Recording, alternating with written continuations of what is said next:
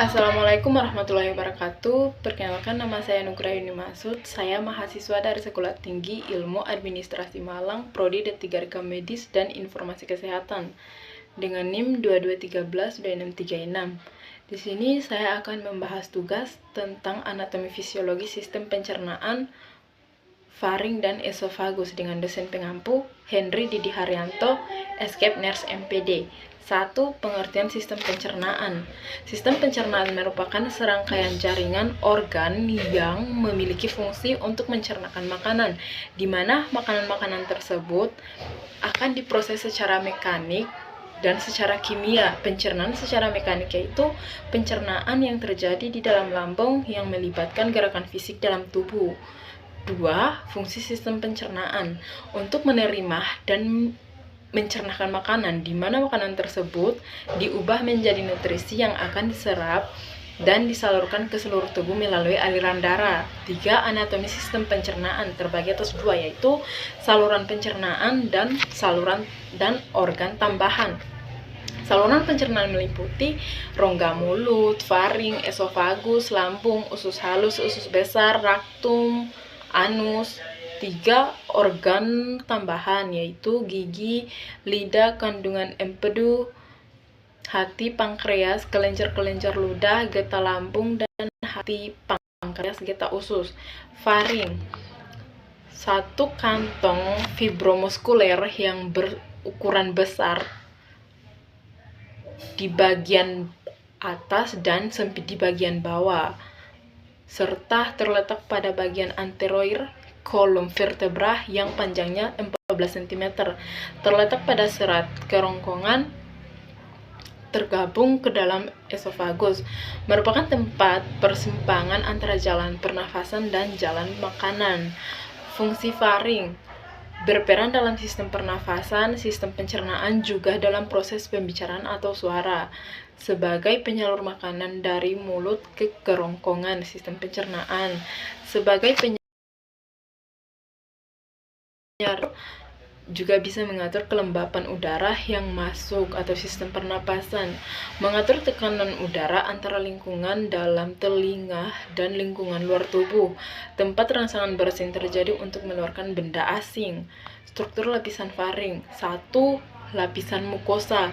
Sifat lapisan ini bersifat kuat dan elastis. Pada lapisan ini terdapat epitel yang memiliki sel globet sebagai penghasil mukus atau cairan kental.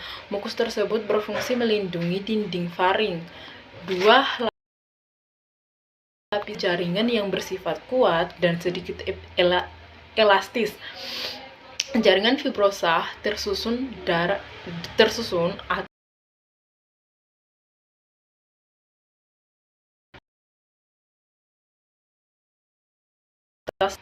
lapisan muskuler atau otot.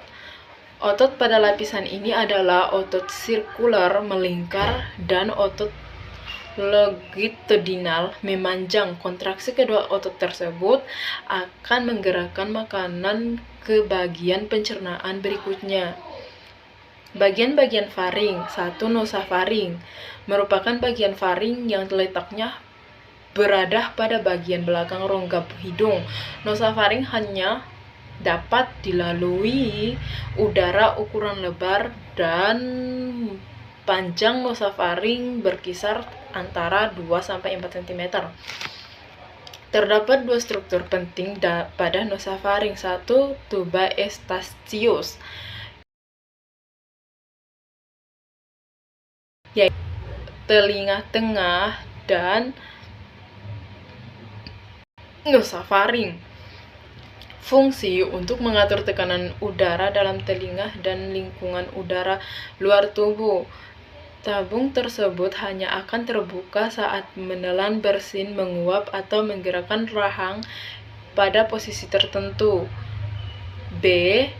Tonsil adenoid, yakni massa berlubus berupa jaringan limfoid yang berada di bagian langit-langit mulut.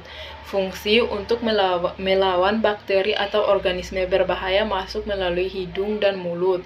Selain itu juga dapat menghasilkan antibodi untuk melawan infeksi.